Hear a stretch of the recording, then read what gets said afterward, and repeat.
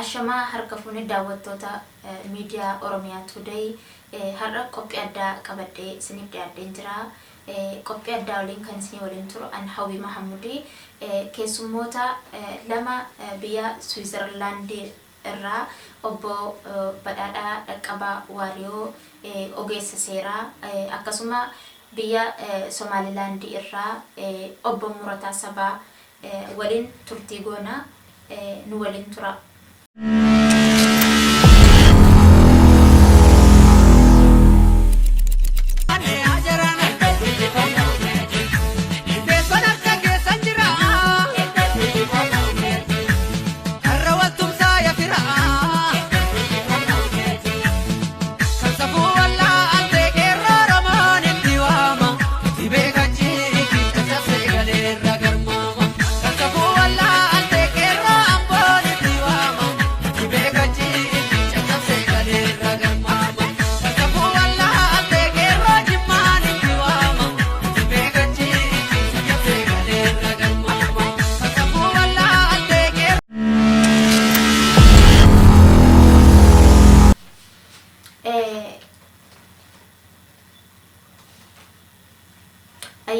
Egaa keessummoonni keenya baga nu dhuftanii haala yeroo tiin wal qabatee yaada tokko uummata Oromootii fi nuuf laattu gaaffii koo ittiin fufaa.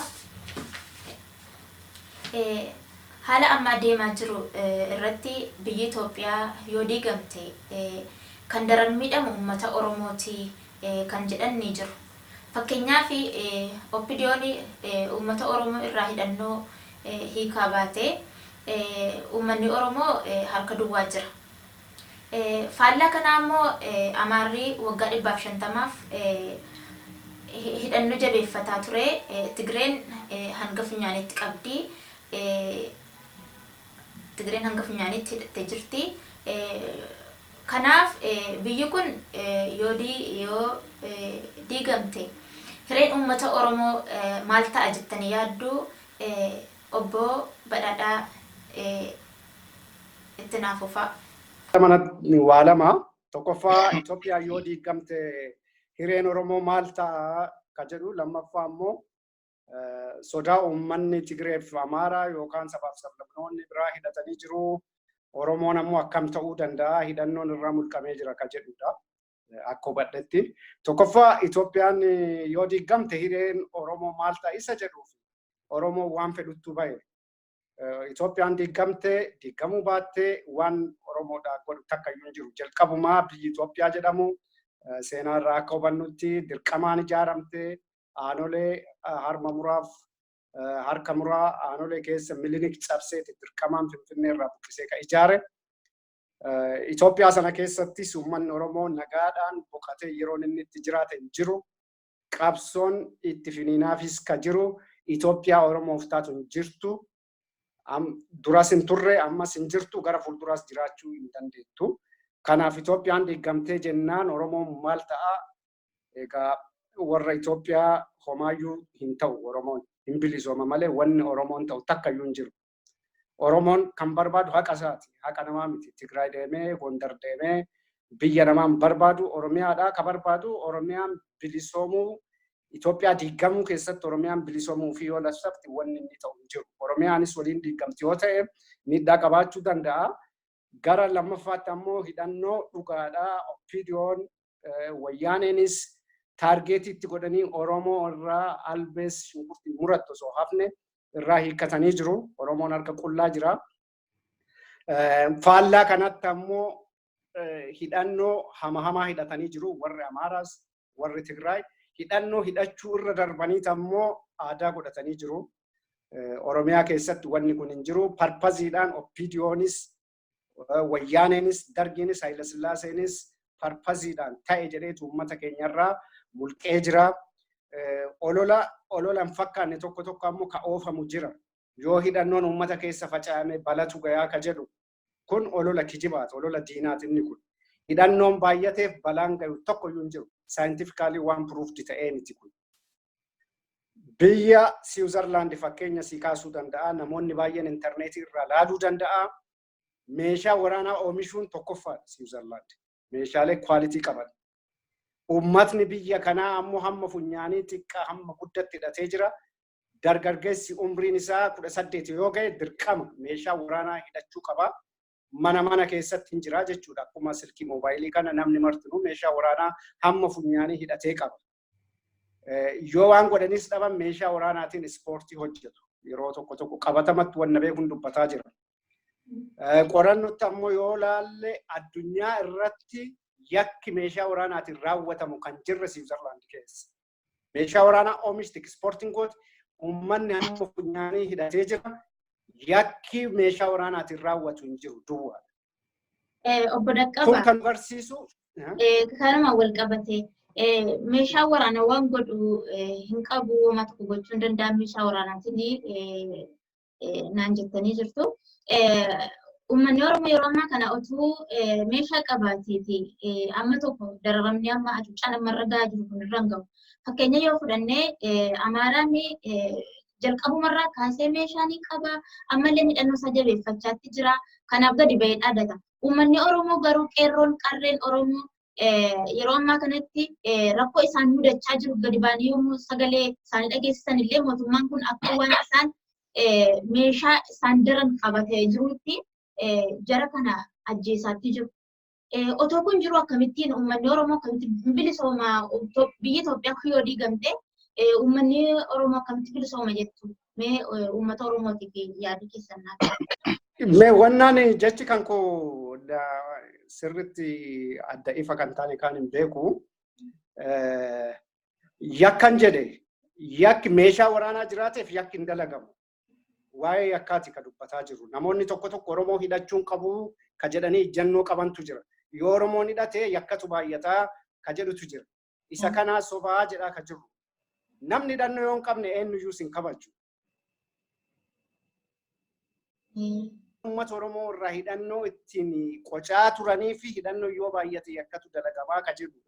Fakkeenya amma biyya Siwiizerlaandi kan sii kaasee fi namni kamiyyuu hidhatee jira biyya kanatti. Yakki hin jiru. Yakka jechuun nama ajjeesuun, nama saamuun, meeshaa sanaan nama fixuun jechaadha. Yakkaaf.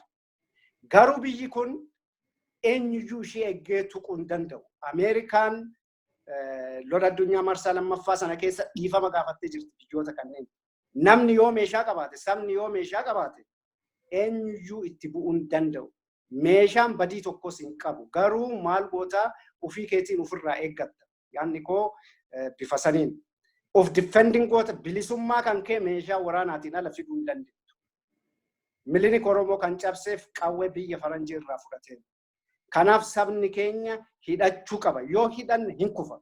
Saayinsii addunyaa kana keessattis wanni beekamu waan afur. Sabni tokko biyyi tokko kabajaa argachuuf qabatama wanni jiru. Tokkoffaa saba hidhatee waraana qabu.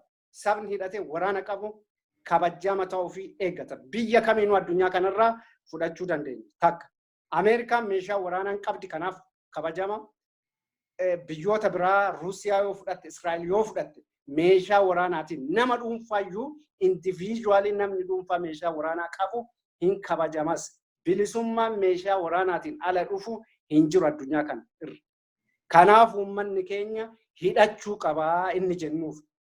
Lammaffaa diinagdee qabaachuu qaba. Obboleessi kiyya falmataan kaasee jira sirriitti. Afuraffaan ammoo uummanni keenya nageenya ollaa wajjin qabaachuu qaba. Neighborhood peace. Ollaa wajjin nagaan jiraachuu qaba uummanni Oromoo. Ollaa wajjin nagaan ka jiraattu ammoo ollaan kee nagaati kennituuf san aadaa kee cabsee si dhayuuf yoo sitti dhufe funyaan isaa dhooftee deebisuu qabda meeshaa waraanaati. Meeshaa waraanaa biyyi hin qabne addunyaa kanarra hin jirtu. Siwiizerlaand wanni kaaseef meeshaa waraanaa oomishuun tokkoffaadha. Uummanni ofii isaatii wali ajjeesu. Oromiyaa keessatti uummanni walitti dhukaasa jedhamee irraa hiikamaa jira. Kanaaf bilisummaan qawween ala dhufu addunyaa kanarrallee hin jiru, dhufees hin beekamu, sabni kabajames hin jiru, kabajamullee hin danda'u. Walloo yoo fudhatte walloon Gondaritti aanti, walloodha naannoo Amaaraatti kan dhiyaatu. Amaarri Gondar jiru uummata walloon tunni, uummanni walloo akka aadaatti hidhateera waan ta'eef. Amaarri Adaamaa jiraattu yookaan nafxanyoonni, Amaara jechuun dhiifama jechuun danda'u, nafxanyoonni Adaamaa jiraattu.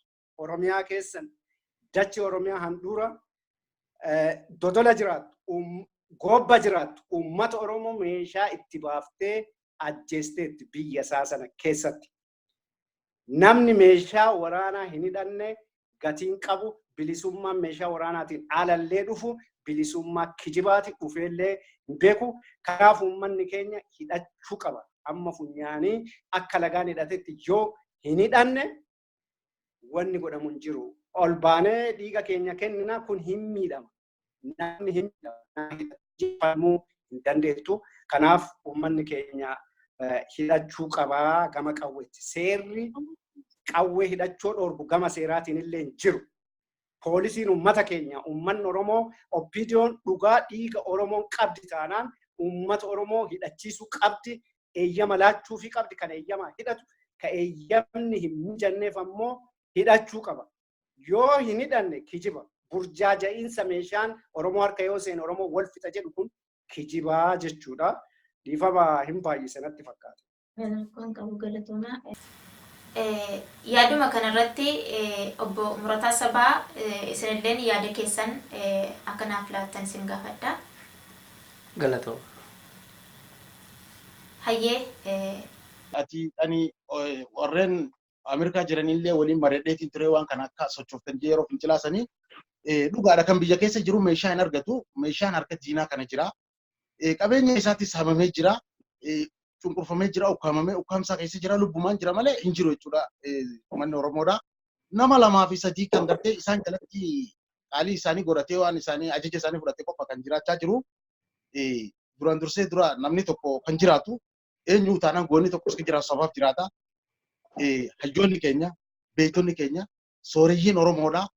TV warreen aangoo mootummaa kana keessattuu qaban ummata Oromoodha dirqama hidhachiisu. Maaliif kan keenya akka nu naannessaa jiru jechuudha yookiin naannessaa jedhama. Soomalee, Anfarii, marti isaanii meeshaa qabanii gurguddaa inoo olii tuudhiisi. Asirratti wanni hidhannoo kanaa hedduu nama rakkisuuf asii deemeetiin Adaamaa dhaqee jechuudha waggaa tokko turaanii baqattummaadhaaf hin dhaqee. Oppiidiyoon akkuma dursanii daranuu irra jabduudha. Lafuma Oromiyaa kanarratti jechuudha uummata Harargeedhaa kaasirraa buqqisanii geessan kana sabni Minjaaree jedhamu achi qubataa waggaa 40 ture jedhan Mangistuu Lamaaramatti jarri kuni meeshaa qaban. Meeshaa waraanaa qabu uummata kan akka fedhan godhanii achi nama ajjeesan achumatti lafa kaa'ama waliin koo jechuudha. Yoo dhugaa dubbannaan waan Oromiyaa keessa deemee argeef jecha mootummaa ni qabne jechuu miti. Ni jirraa'u jechuun natti ulfaata. Nuti Oromoo ni jirraa'u jechuun natti ulfaata. Abbaan fedhee isaa jaalatu abbaan fedhee isaa na jibba. Maaliif yoo jette uummanni Oromoodhaa akkuma dargaggeessi keenya gartee qabsaa'isanitti namoonni gartee ollaa Oromiyaadhaa jiruu fi namoonni naannolee garaagaraa jirus jechuudha. Dippiloomaasii sirreessee qabeenya ofiitii fi lubburraa ka'u malee namni hin bilisoomu. Namni qabeenya kiyyooradheetiin jiraadhaa ammoo ni bilisooman hin taatu. Maaliif ni sirbaa fi fuulaan dooyifadhaa walitti hin deemtu. Kanaaf uummanni Oromoo wareegama lubbuu qofa gartee ka dargaggeessa kafaluu miti qabeenya isaatiinis ta'e humnaanis beekumsaanis ta'e wareegama kafalee saba isaa hidhachiisuudha qaba.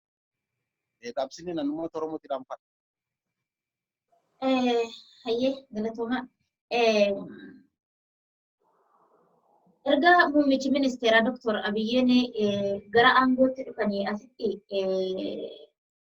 ilmaan Oromoo silaa Oromootu qabatee aangoo kan Oromoo qabatee jira falad dhufaa yeroo silaa Oromoon jedhetti alaan keessaa isaan tumsetti akkasuma muummichi ministeeraa Dr. Abiy Ahmed jijjiiramaaf hojjenna sirni kaleessaa deebi'ee nurratti hin dhufu yeroo jedhe kanatti ammoo Oromiyaa keessa kutaa adda addaa keessatti komaandi poostiidhaan bulaatti jiru. Mee kanarratti maal jettu isin obbo Dhaqqabaan obbo Badhaadhaan dhiifama yaada keessan asirratti naa kennaa. Hayyee wanni dhageenyuuf wanni argaa jirru isa argamtu caala isa jiru. Inumaayyuu gochaalee tokko argaa ka jirru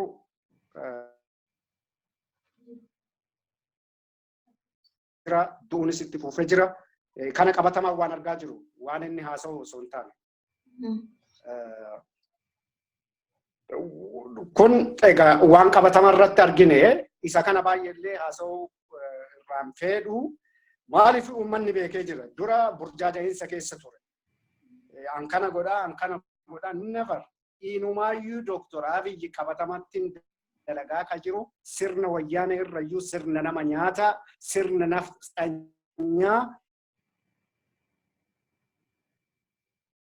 ummata Oromoo achi lamaa keessa namoota gara 400 du'ee jira. Godinoonni hedduun command postiin bulaa jiru Oromiyaa keessa. Hidhaan itti fufee jira. Labsii shororkeessummaa isa dura abaa'oo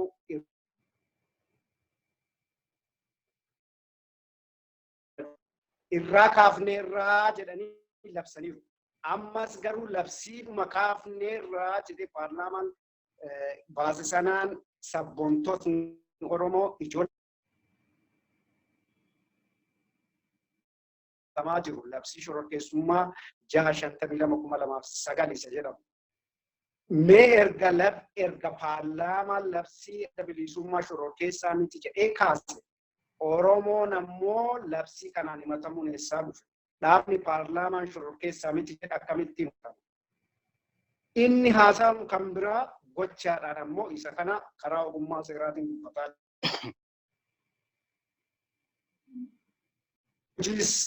Godinoota Wallaggaa keessatti uummanni dhumaa jira, ajjeefamaa jira, dubartii faati walitti gudeedamaa jiru. Kana tibba kana bareera jedhee yaada. Achiin dura ammoo rakkoon ture ammoo qaanessaadha jechuudha. Inni akkanaa kun OPDOodhuma nyaatee fixa malee eenyuun waa takka hin godhu. Kanaaf uummanni keenya fincila isaatiif fannii mirga isaa itti fufuu qabu.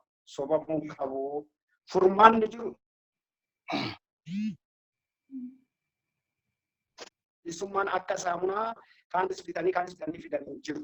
Inni nama baasu bilisummaan dhufu qabsoodhaanii dhiigaanii. Kanaaf isa odeessanii hin ta'u sun uummanni aan bokkalee saree jira. Oduun hin ta'u qabatama barbaada uummanni keenya wanna qabataman taane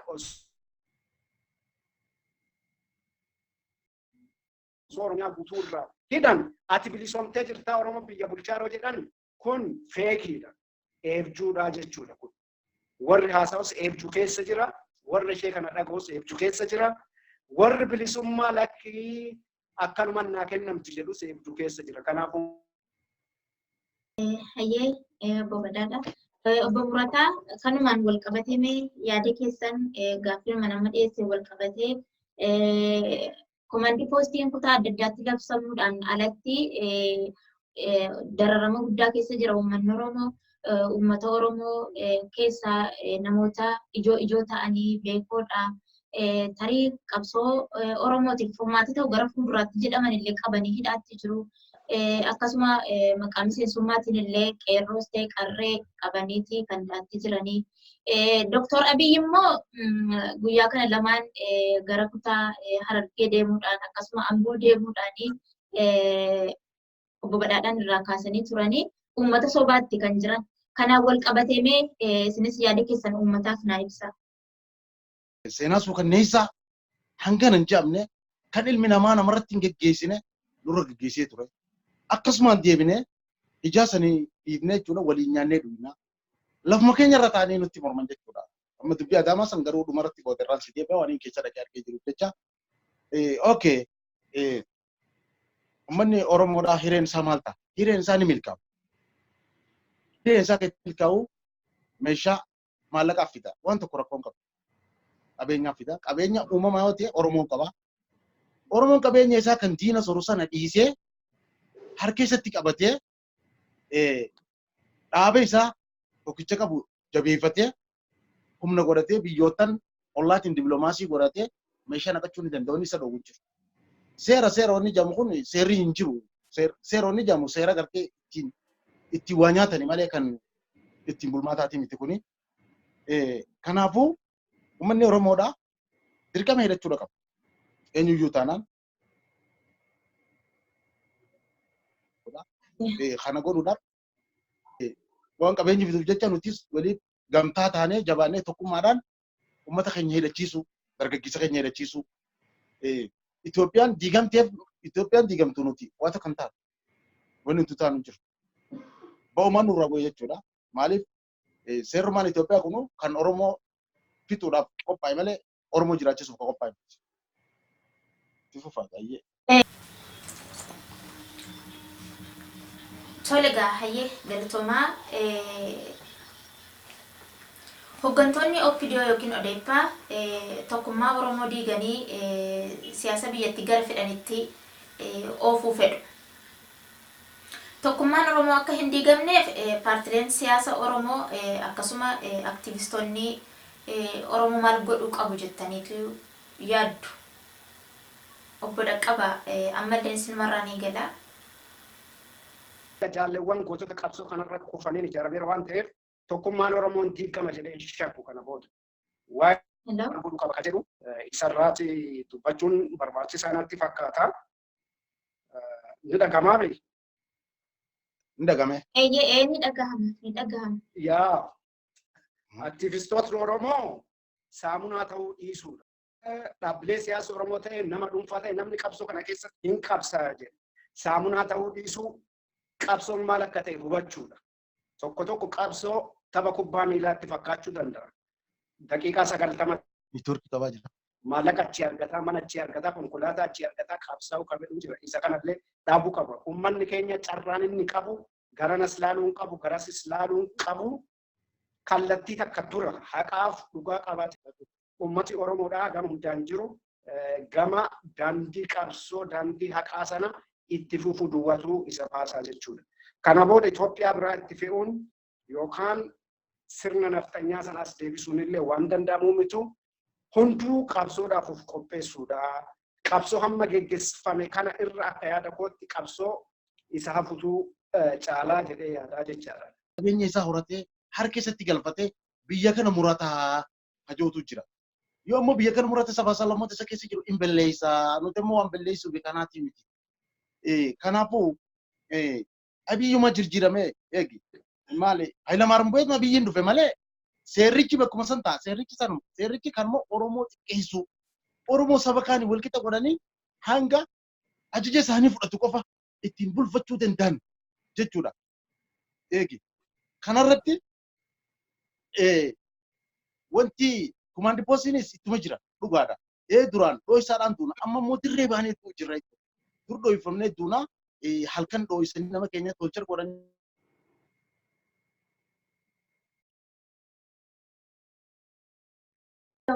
Murataa ifamaa addaan jalaa citee ture. Konneekshiniis natti fakkaata. Ayyee. Yaada keessanitti naaf dhufa. Hedduu na dhukkubsee waa'ee magaalaa Adaamaadhaa kanatti barbaada. Magaalaa Adaamaadhaa yeroo sanii ani Finfinneetti yuunivarsiitii barachuu ture. Bara 2003 jechuudha. Mallatteessi jedhanii akkasitti na dura qaban jechuudha. Kan na dura viidiyoo raqaa abbaa duulaa gamadaati.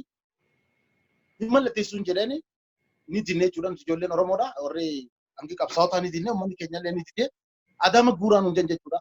Adaamaa kana keessatti rakkoon jiru maali? Rakkoon guddaan bakki jiru magaalaa Adaamaa kana keessa. Lamma Magarsaadhaa dhugaa sabboonummaa ni qaba. Oromummaa illee ni qaba. Nama tokko jibbi haqa isaan jibbi jetti Oromoon. Sabboonummaa ni qaba. Oromummaa illee ni qaba. Waraana Sinijaaraa fidadhaa jennaan ilmaan gidaara jalatti dhalatee haadhaa fi abbaan isaa hin beekamne fidanii ijaaran jechuudha. Lola dhiyeenya kana jechuun waggaa tokko dura achirra gaggeeffame maqaa sobaatiin jechuudha uummata Oromoodhaa baqattoota maqachiisee achi geessisan achitti lubbuun nama lamaa baatee kaan achitti wallaanne achirraan illee gad deebi'e jechuudha. Rakkoolee kana furuu hin dandeenye obboloon isin jettan kun biyya bulchitiinis rakkoo magaalaa Adaamaa keessa kana furuu dandeenya. Ana immoo kana booda yoo dubbiin hammaattee uummata keenyarraa kan dhaabbanne taatee dhiisuu baatan sabaa fi sablammootaa fi tokko hin beeknu namootu bakka jirru meeshaa qabnuun jechuudha waan qabnuun ejjennoo irra fudhachuudha qaba. Dirqama kun maaliif abbaatu bilisoomsa bilisummaa mana namaan dhufu. Kanaafuu Itoophiyaa jamee harka irra qabu miti OPO jamee harka irra qabu miti ejjennoo barbaachisaa fudhannee lubbuu keenyas wareega qaballee nuti miliyoona 50 keessaa 25 hin dhumne 25 bilisa nuti nu jiraachuudha malee karaan biraa kan furmaata qabu. Galatoomaa. Kanumaan wal qabatee gara gaaffii biraattis ni cehaa.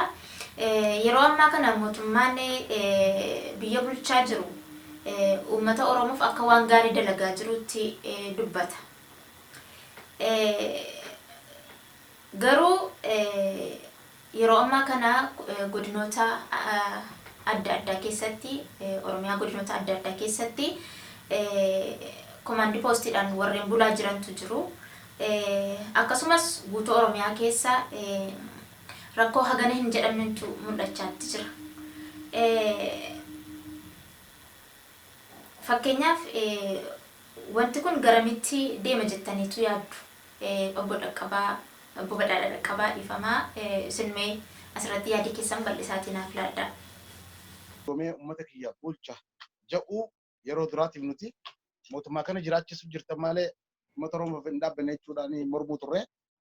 Amma garuu akkuma saba isaatiif gaachana ta'uu qaba malee mootummaan kun sossobee umrii isaa dheereffachuudhaaf jecha impaayera Itoophiyaadhaa kan tursiisuudhaaf akka uummata Oromoodhaa gabroomsan yoonii fi maallaqa konkolaataa waan akkas akkasii godhee fi mana godheef dachii kee irratti gabbaramtee bultee saba kee cunqursuudha lubbuu kee kennitee akkuma boon bosona galee lubbuu isaa wareegee saba isaatiif falmutti falma gaggeessuudha qaba.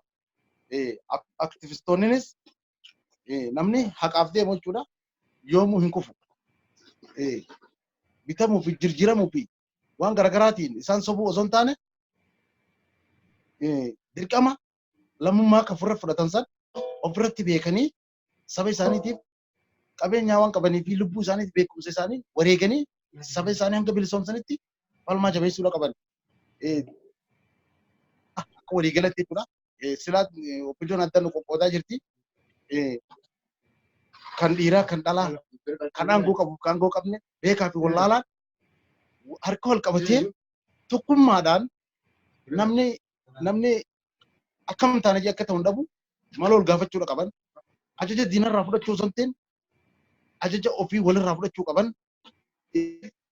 wal danda'anii waliin keenya tokkummaadha. Yoo tokkummaan keenya jiraate wanti harka keenya jira.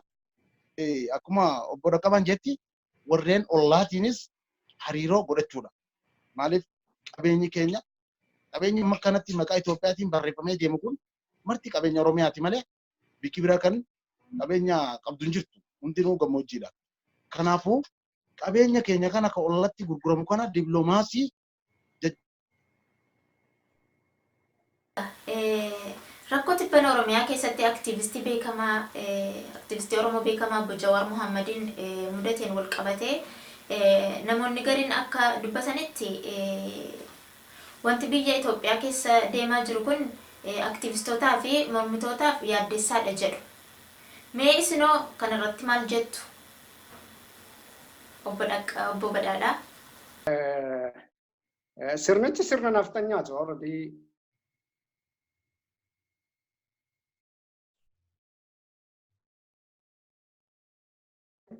Masaraa mootummaa sana keessatti geggeeffamu haasaawwan naftanyoota of ijaartee yeroo jalqabaaf naftanyaadha namni jedhu yeroon aan argu. Jawaar irratti aggaammiin akkasii dhiyaachuun Dr. Abiyyee inni Oromoon sirbaa fi ture suni harka keessaa qabamu harka keessaa hin qabu isa jedhu sanii tokkoffaa kalaaluu qabnu akka Oromoo tokkotti. jedhudha.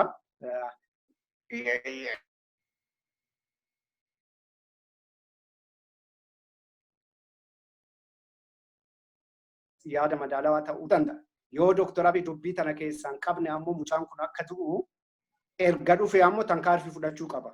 Baay'ee nama gara 100tti du'ee jira, 400tti du'ee jira. Namni du'e kun ilmoo saree miti, ilmoo namaati. Bineensa miti, ilma namaati. biyya seerri jira jedhamu yoo taate namoota kanaaf qaamni ajjeese kun qaamni itti gaafatamummaa fudhatu balaa kanaaf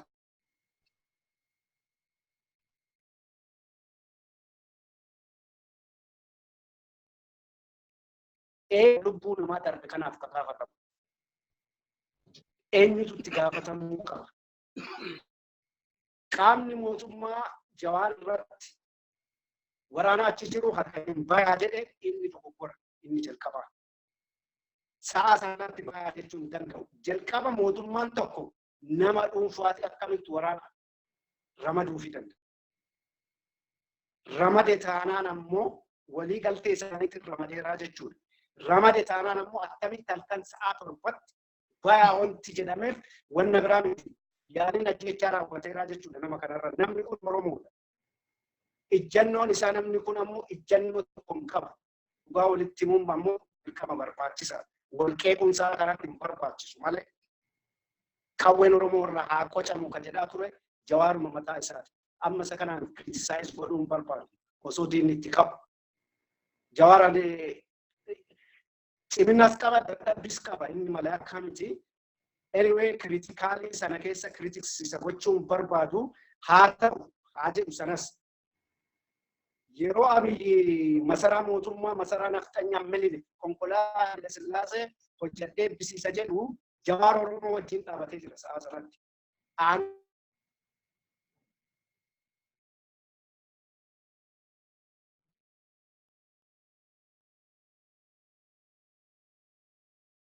Dhaabatee jira.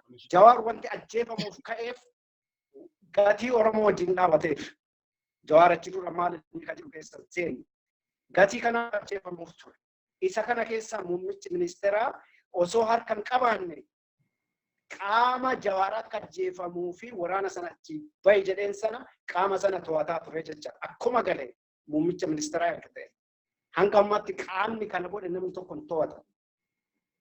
Kanaaf muummichi ministeera harka keessaan qabuu jechuun hin danda'amu dubbii kana. Kanaaf nama Oromoo wajjin dhaabatu hundayyuu ajjeesanii hin barbaadu. Lammaffaan ammoo asirra kaasuu kan danda'u osoo gara Jawaaritti hin tarreen dura maqaa shanee jedhuun Oromoota sabboontota hedduu ajjeesanii jiru, hidhanii jiru, fixanii jiru. Oromoo addaan qoodanii fixuuf ta'u dabareedhaan. Erga amma namoota ija qaban kana keessa dhayanii xumuranii isa kaan waraanatti bananii erga waraanaan ifatanii isa kaan ammoo dabaree gara Jawaarii deeffatan. Dabareedhaan ajjeesanii fixuu barbaadu jechaadha uummata Oromoo. Balaan guddaan achirraatii ka'ee ammas namni hedduun dhumee jira. Uummanni Oromoo ammas gaafachuu kan qabu lubbuu namoota dhibbaan lakkaa'amu isa dhufe kana yakkamaan mootummaa keessa dhimma kana inisheet godhe gaafatamuu qaba, qabamuu qaba, to'atamuu qaba. Kanaan ala immoo Abiy dubbii kana keessa harka qabaa jechaadha.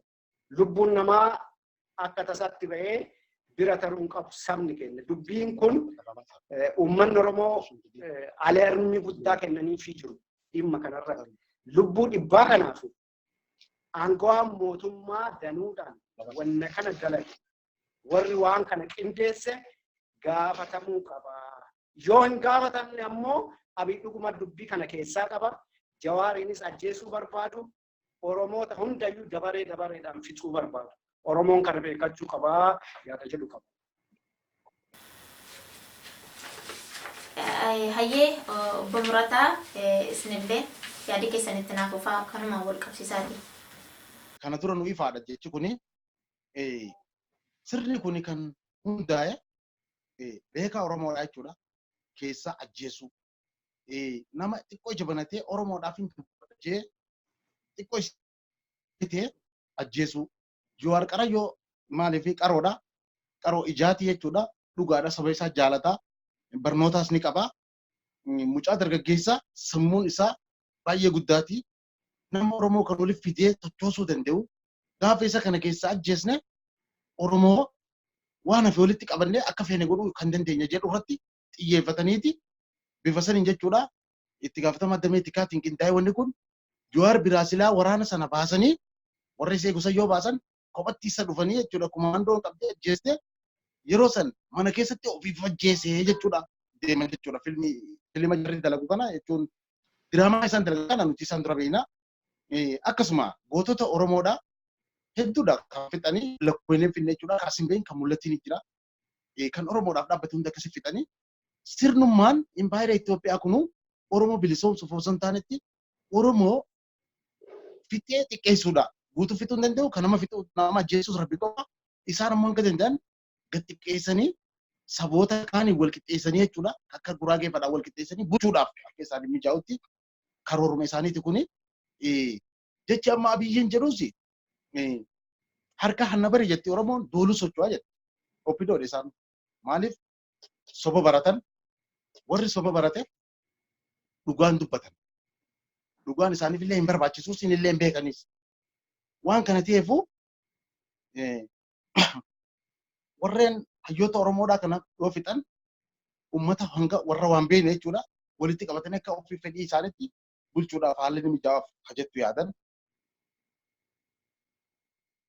fashalamee jira seeraan yoo jettan seerri tokko dhugaadha seerri isin jedhan kun hin jiru Itoophiyaa keessa dhuguma rabbi isa yoo dubbannu seeronni jedhamu jiru seerri tokko ni jira garuu kan jiru kaakame kan ittiin nama saaman kan ittiin maqaa nama balleessan Oromoon yoo seera kanarraa dhiyeessan waan jedhee ani amma mataa kiyyaaf jechuudha murataan sabaa yoon onaa yakkan balleessin jechuudha yakkanarra yaadanii wanta kanatti murteessan ifirraa deebisuun beeku maaliif cubbuun barreechuudha cubbuun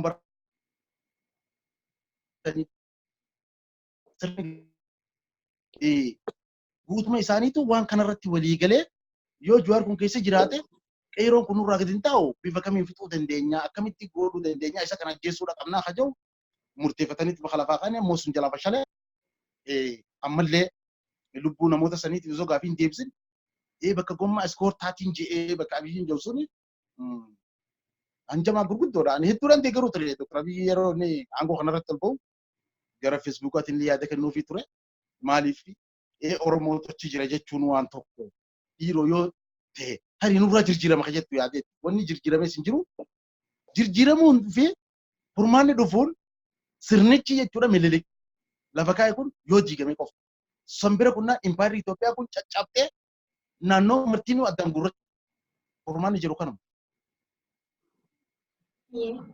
Ruma deebi'u? Okay.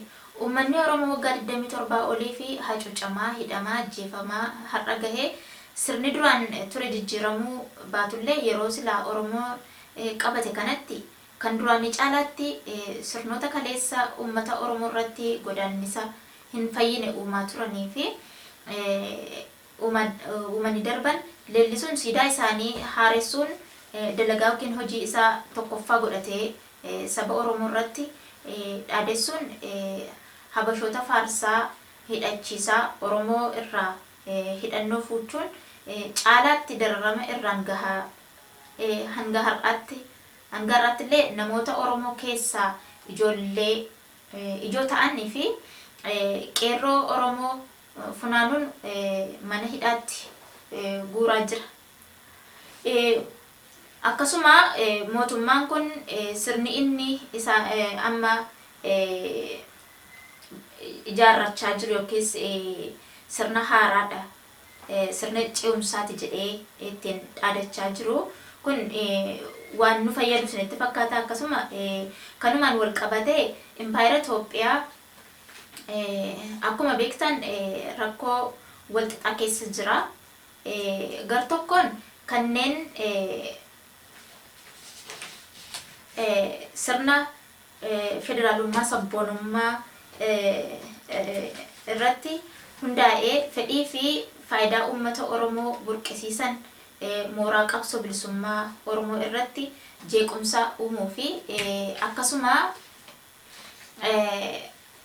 gam tokkoon ammoo sirnoota kaleessa darban deebisee ijaaruuf irratti hojjechaa jira. Wanti kun uummata Oromootiif agam bu'aa qabaa agam gaaga'ama qaba jettanii yaaddu? Asirratti obbo Badaadhaan yaada keessan naalaadhaa. Isa dhaga'een olitti isan argina manaa dhagayuu waggaa 27 bargaa ture. Mallasirraallee madaamni waan abiyyi haasa'u kana inni kun gatiin qabu. An dura qabsaa ture, an akkas ture. Asmaraallee qunnamtii qaba. I don't know. Yoo dhuguma asmaraa wajjin qunnamtii qaba. Adda bilisummaa Oromoo wajjin qunnamtii qaba jechuun nagaatti galanii jiru.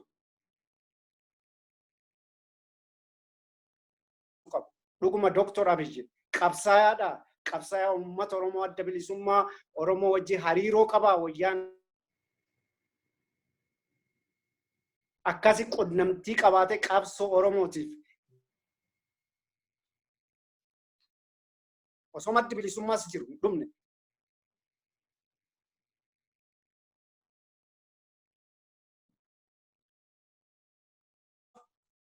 Osoo mata eeyyuu argaa kan jiru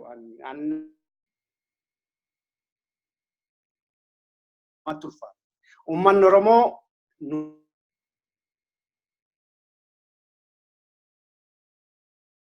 nugusoota sana faarsu jechuun Oromoodhaaf du'a. It's great shame.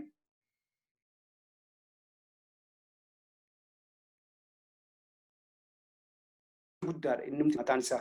Itoophiyaa yoo jedhan amma peen inni dhagama. Itoophiyaa sana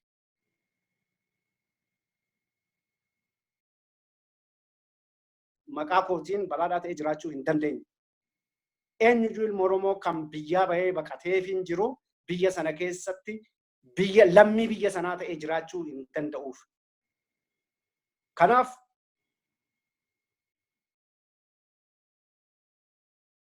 uummata Oromoo ajjeesaa rasaasa daamman ajjeesaa Itoophiyaan isaan fidan kun uummata Oromoo including Jawaar dabareedhaan ajjeesanii fixuu barbaadu. Lammaffaan oppiidiyoon saba Oromoo bakka buune jirtu yeroo jalqabaa eenyu dhuguma jarri kun waa fidinnu namoonni baay'ee keessa turan. Inni kun kijiba arge amma uummanni Oromoo bara. Keessa jirti. Fantaasii jechuun afaan Jaarmanii keessatti ijaaree isumaan kijibanii deemuu barbaadu. Ammayyuu bakka rakkoon jirtu, bakka madaan jirtu waan hawaasni barbaadu hin tuqne.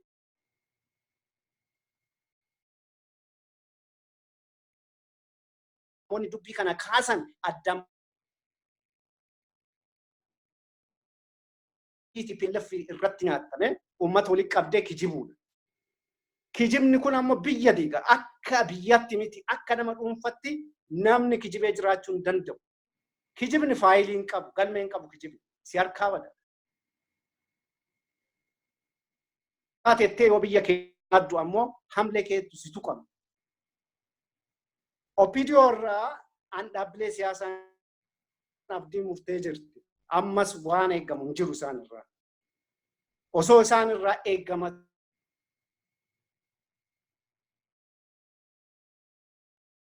kanaaf uummanni keenya akkuma Jawaariif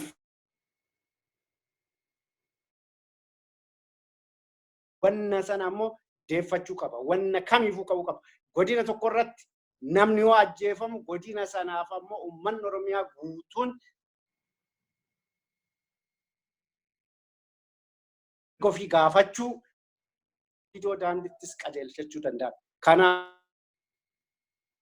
Kanaaf osoo ilmi namaa du'u, osoo namni hidhamu, osoo namni seeraan ala isoomte yoo jedhanii arraba lammaffaadha. Kanaaf falli ammoo Oromoon tokko dabareedhaan akka nyaataa jiru namni hunduu galeeraaf natti fakkaata yeroo gabaabaa kana keessatti. Kanaaf tokkummaan qabne uummata aadaan qabne uummata hidhatee diina funyaan dhahee ofirraa deebisuu hin dandeenye beekumsaanis kadhannaadhaanis wanni dhufu tokko iyyuu uummata wannatti dhufe sana nama himuu qabas. Tokko callaadha carraan uummanni Oromoo qabaachuu danda'a. Carraa haqaaf qabsoo Oromoo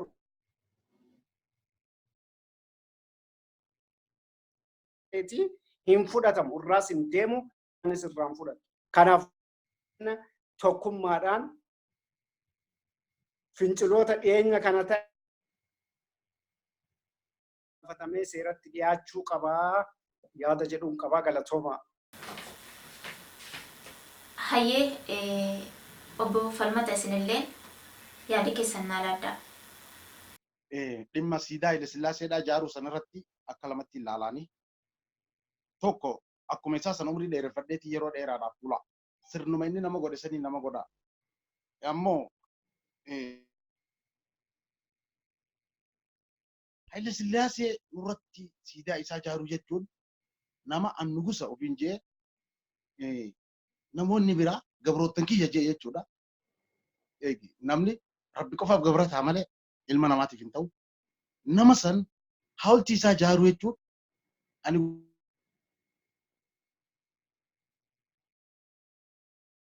siin janje meenu bira kuti uummanni akka Tigiroota warri akka Eertiraadha uummata Walloodha uummata jijjiira awwaaluu ture namoota akkam godhuu ture sirna san leelisuu jechuun abjuu naftanyaadhaa qofa leelisee Oromoodhaan isin ajjeese dhagaa isin gubbaa dhaabe jechuudha. Sun kan agarsiisu ammoo osoo beeynuuti hubaa hojii nyaanne itti jaanni maal jedhan saree nuti sareesii miti hubaa hojii isin nyaannu hubannu malee yeroo ammoo hubannee jirra. Duutinis nuuf haariyaa miti turistii ma turre ammallee du'aatuma jirra ammallee nama duuna hanga bilisummaa walabummaa Oromiyaa walaboomsine alaabaa keenya dhaabbannee hiree murree murteeffannaa keenya murteeffannutti qabsoon keenyaas itti fufaa. Suudaan kibbaa xiqqoo ni bilisoomte haadhumu namni hanga Rabbiin dhumaaf katabe qofaa dhuma malee namni hin dhumu kuni beeyxi malee itti Oromoo saree jan kuulanii maaliif sareen tun najisa ijoo hooltee isii tana summiidha irraa fuutaa dhukkuba irraa fuutatee maafu OPDO fi sirni amma deemu kun bifa sanii ija kuuluun ta'u haa beeyxu malee Itoophiyaadha caccabaa jennee nuti mirga keenya falmachuu dhiifnu ammoo uummanni Oromoodha bakka jiru wal dhagee kan xiqqaa kan guddaadha wal dhagee waliif birmatee gara hidhannootti seenuudha qaba. Demokraasiin afaaniin dhuftii maal jedhamu kun waan jiru miti waan sobaati kuni forsiidha. Maaliif akkuma saba biraa dirqama hayyamameef jechuudha. Akkuma sabnoonni biraa hidhatan uummata Oromootiifis OPDO'n yoo sabboonummaa sangartee dhugaan qabaatan taate uummata isaatiif hidhannoo hayyamsu jechuudha. Na biraatii miti obbo Lammaa Magarsaadha ni dhagaa dhugaadha inni an Oromoodha jee ni dubbataas bee dubbata amma hoggana waraanaa isaa harkaa qaba uummata Oromoodha hidhachiisuu qaba. Poolisiin Oromiyaattis dabalataan cimee hidhachuudha qaba. Humna guddaa tokko godhannee jiraachuudha. Yoo ammoo sanii miti walumaan jiraanna kajamu ta'es federaalizimiin dhugaadhaa sun lafa kaawwamee dimokiraasii dhugaatiin sabni irra guddaa waan bulchuuf jecha uummanni keenya biyyattii kana bulchuu ni danda'a. Immoo akka diraamaa OPDO amma dalagaa jirtu tuni OPDO biraa okotee guddummaan isaaniitu kan biyyaa bulchuu jiru waan jee tokko haaduu waan akkasiisan dalaguu jechuun anoo santeen nama saba biraa tokkotu waliin teenyu jechuudha. Maaliif akkana dubbiin akkanaa qonnaan jallakki akkasuma jeetumaan bira okotee jechuudha. Karra takka namaa nama raabsa jallama abbaatu kan raabsa. Isaanillee gartee sirna kana nuti jalaa jennee jirraa hin fudhannuusi dhaga'uus hin dandeenyu. Oromoon ija banannee jirra dammeenee jirra hirriba irraa isaanumaaf irra jalaan jechuun barbaade.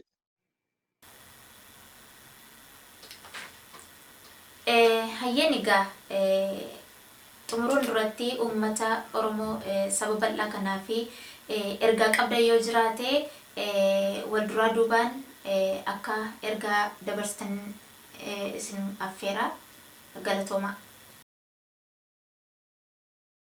San dabarsu hin jiru. Maaliif uummanni Oromoo dubbii hundinuu ifa galtee jirti. Alagaan ka barbaadu qoqqoodee nyaatudha. Uummanni Oromoo isa kanarratti waa hunda baree jira. Lammaffaa immoo waa'ee maddamar herreega akkasii malee wanti wal fakkaanne walitti eda'amu maaliif saayinsii keessas hin jiru waan wal hin fakkaanne kaayoon adda addaa kaayoon garagaraa ilaalchi garagaraa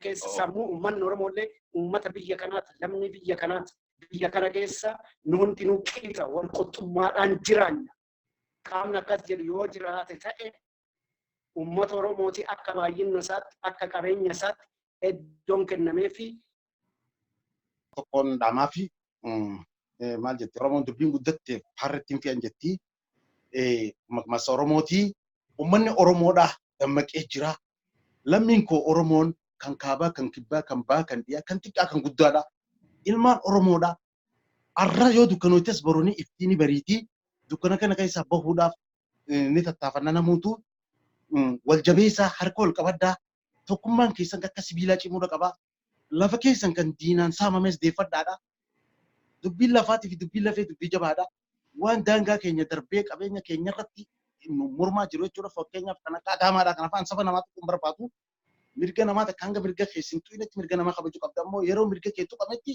wanni mirga jedhamu hin jiru lafti Oromiyaadha uummanni keenya kabachiifachuudha qaba dabalataan hidhachuudha qaba woboon keenya bagan galiin baganuu jiraati osoo silaa duruu dhumnee dhabamnee kan waraanni keenya kan bilisummaa Oromoodha jechuudha isaan ijji kun hangana nu banamee dhugaa dubbanne qabsoon kuni osoo 91 dhufuu baate afaan Oromoodha wanni jamu kun hin barreeffamu ture warra afaan Oromoodha riidiyoodha cabsanuun jee waa meeqaati hijaasa yoo yaadannee garaa nu gubata kan hundaas hin geenyu akkuma boda qaban jeetti yoo ammoo namni dhugaadhaan Itoophiyaan kan wal qixxeesseetiin bulcha federaalummaan bulcha jee akka giraama jechuun giraamaan kennama jennaan nuti giraama naan akka mizaana isaatiin jechuudha namuutu gee isaa persentiidhaan kennamee fi mirgi keenyaas nu kabajame dachiin keenyaas kan diinaan saamamee fi kan daangaa nuti darbuunti yoo nu deebi'e nuti harka wal qabannee tokkummaadhaan ni bulla kanallee bullee jennu hidhannoon keenyaas itti fufa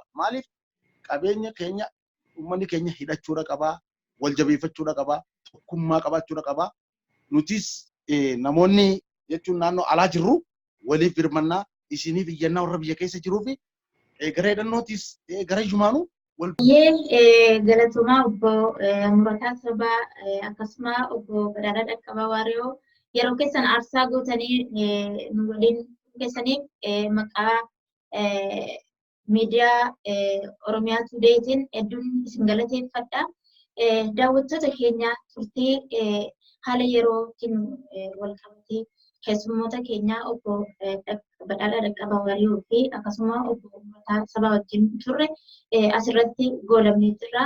Yeroo biraa keessummaa biraa wajjin walitti deebinaa galatooma.